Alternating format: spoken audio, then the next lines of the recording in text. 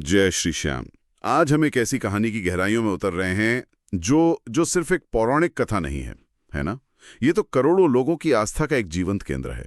बिल्कुल, एक जीवंत आस्था। हम बात कर रहे हैं बर्बरिक के बलिदान की और फिर उनके खाटू श्याम बनने के अद्भुत सफर की। हाँ, तो आज की इस चर्चा में हम इसी पूरी यात्रा को परत दर परत खोलेंगे। ये समझना बहुत जरूरी है कि कैसे एक महान योद्धा अपनी एक प्रतिज्ञा और एक बलिदान के कारण आज हारे का सहारा के रूप में पूजा जाता है। तो चलिए शुरू करते हैं बर्बरिक की कहानी से। वो कौन थे और कहां से उन्हें वो अद्भुत शक्ति मिली? बर्बरिक का वंश ही महाबलियों का था। वो घटोत्कच और हिडिंबा के पुत्र थे। मतलब भीम के पौत्र? हाँ बिल्कुल। तो शक्ति तो उन्हें विरासत में मिली थी, लेकिन उस शक्ति को चरम पर पहुंचाया माँ कामाख्या के एक वरदान ने। वो 3 दिव्य बाण। वही 3 दिव्य बाण। और ये कोई साधारण बाण नहीं थे। इनकी कार्यप्रणाली बहुत अनूठी थी। अच्छा। पहला बाण उन सभी लक्ष्यों को चुनता था जिन्हें नष्ट करना है। ठीक है। और दूसरा बाण उन सभी चुने हुए लक्ष्यों को भेद कर वापस आ जाता था। मतलब एक भी नहीं बचता था। अरे वाह, ये तो किसी मॉडर्न मिसाइल सिस्टम जैसा लग रहा है। एक तरह से कह सकते हैं।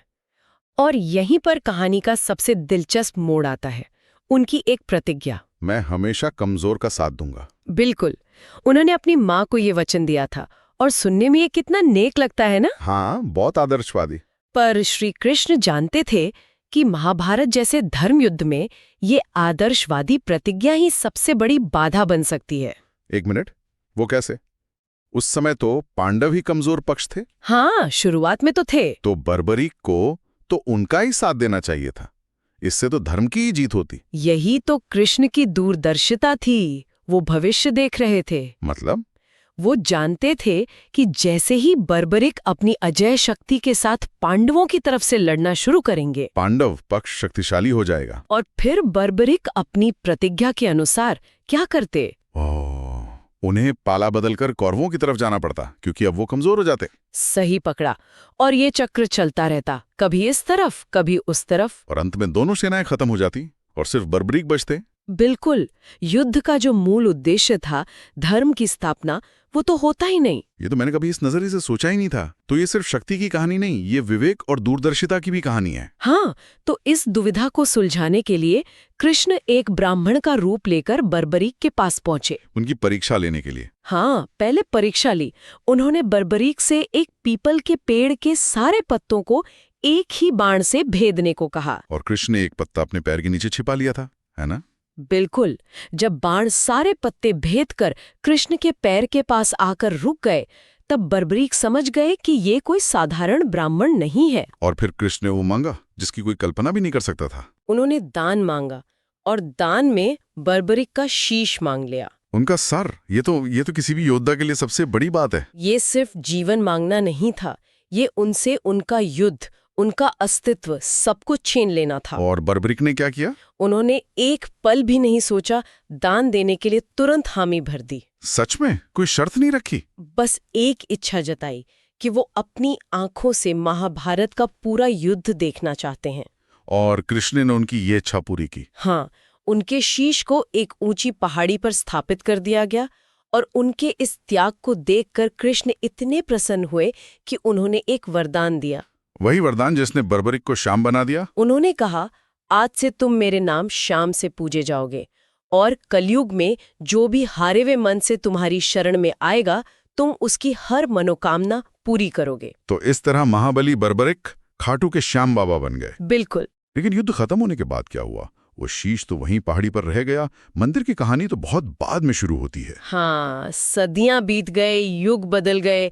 फिर कई सदियों बाद खाटू गांव में एक चमत्कार हुआ। वो गाय वाली घटना? हाँ, एक गाय रोज एक खास जगह पर जाकर खड़ी हो जाती थी और उसके थनों से दूध की धारा अपने आप बहने लगती थी। ये तो सच में एक दैवीय संकेत लगता है। गांव वालों ने जब उस जगह को खोदा तो उन्हें मिट्टी में दबा हुआ एक चमकता हुआ शीश मिला। और फिर वहां के राजा रूप सिंह चौहान को सपना आया। बिल्कुल। सपने में उन्हें आदेश मिला कि इस स्थान पर मंदिर बनाओ, यह श्याम बाबा का शीश है। और उसी सपने के के बाद खाटू श्याम मंदिर की नींव रखी गई। हाँ, लगभग 1027 ईस्वी में। तो कृष्ण का वो सदियों पुराना वचन इस तरह से साकार हुआ। अद्भुत। और आज तो ये मंदिर आस्था का बहुत बड़ा केंद्र है। वहाँ की कुछ परंपराएं भी बहुत खास हैं, जैसे फाल्गुन मेला। फाल्गुन मेला तो खाटू का सबसे बड़ा उत्सव है। होली के समय होता है, 11 दिनों तक चलता है। लाखों लोग आते हैं, वो भी पैदल। हाँ, और उनके हाथों में होता है निशान। निशान यानी वो रंग बिरंगे ध्वज। उनका क्या महत्व है? वो सिर्फ एक ध्वज नहीं है, वो भक्त की आस्था, उसकी मन्नत का प्रतीक है। लोग सैकड़ों किलोमीटर पैदल चलकर वो निशान बाबा को चढ़ाने आते हैं। ये तो बहुत कठिन यात्रा होगी। बहुत, पर ये उनकी श्रद्धा की परीक्षा है। निशान चढ़ाने का मतलब है कि उनकी प्रार्थना स्वीकार हो गई। और वहां होने वाले चमत्कारों की कहानियां तो और भी प्रसिद्ध हैं। बिल्कुल, वहां एक कहावत है, जो श्याम आवे सो सब पावे। यानी कोई खाली हाथ नहीं लौटता। नहीं, और इसी विश्वास को बल देती हैं वो घटनाएं जिन्हें लोग चमत्कार कहते हैं। जैसे वो ट्रक ड्राइवर वाली कहानी। हाँ, उसका ट्रक नियंत्रण खोकर एक खाई की तरफ बढ़ रहा था। ब्रेक फेल हो चुके थे मौत बिल्कुल सामने थी। और उस आखिरी पल में उसने बस आंखें बंद करके जय श्री श्याम बोला। और ट्रक रुक गया। खाई के किनारे से कुछ इंच पहले, ऐसे रुका जैसे किसी अदृश्य दीवार ने उसे रोक लिया हो। रोंगटे खड़े हो जाते हैं सुनकर।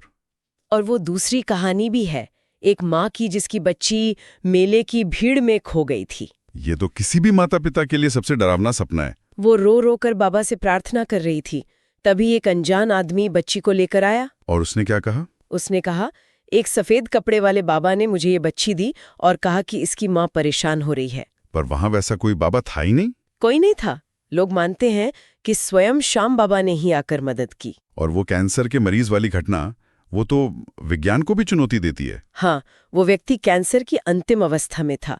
डॉक्टरों ने जवाब दे दिया था। परिवार वाले उसे आखिरी उम्मीद से खाटू लाए। उसने बड़ी मुश्किल से निशान चढ़ाया और जीवन की भीख मांगी। 6 महीने बाद जब वो चेकअप के लिए गया, रिपोर्ट्स नॉर्मल थीं। बिल्कुल नॉर्मल। कैंसर का कोई नामो निशान नहीं। डॉक्टर उसे मेडिकल मिरेकल कहते रहे, पर परिवार के लिए वो श्याम कृपा थी। इन सब कहानियों में एक बात समान है, इंसान जब हर तरफ से हार जाता है तभी उसे श्याम बाबा याद आते हैं। इसीलिए तो उनका सबसे प्रसिद्ध नाम है हारे का सहारा। उनके हर नाम के पीछे एक कहानी है ना? बिल्कुल, शीशदानी, क्योंकि उन्होंने शीश दान दिया। हारे का सहारा उनकी प्रतिज्ञा के कारण। लखदातार, क्योंकि वो लाखों की मुरादें पूरी करते हैं। 3 बाणधारी उनकी शक्ति का प्रतीक। और खाटू के नाथ यानी खाटू नगरी के राजा। तो बर्बरिक से खाटू श्याम तक का ये पूरा सफर हमें त्याग और विश्वास के बारे में बहुत कुछ सिखाता है। हाँ, ये सिर्फ एक कथा नहीं है, ये इस बात का प्रतीक है कि जब कोई निस्वार्थ भाव से अपना सब कुछ धर्म के लिए अर्पित करता है तो वो पूजनीय हो जाता है। हारे का सहारा का उनका वादा आज भी लाखों लोगों को हिम्मत देता है। ये एक मनोवैज्ञानिक संबल है। जब लगता है कि कोई रास्ता नहीं बचा तो एक उम्मीद की किरण दिखती है। जैसा कहते हैं, जब कोई श्याम बाबा के दरबार में आता है, वो सिर्फ दुआ लेकर नहीं जाता, अपनी तकदीर बदल कर जाता है। इस पूरी चर्चा के अंत में मैं एक सवाल छोड़ना चाहूंगी। बर्बरीक की प्रतिज्ञा थी युद्ध के मैदान में हारते हुए पक्ष का साथ देने की। जरा सोचिए, आज की दुनिया में लड़ाइयां मैदानों पर नहीं, हमारे दफ्तरों में, रिश्तों में और हमारे मन के अंदर लड़ी जाती हैं। तो आज के संदर्भ में हारता हुआ पक्ष कौन है और हारे का सहारा बनने का असली मतलब क्या हो सकता है? ये प्राचीन वचन आज क्या मायने रखता है? जय श्री श्याम।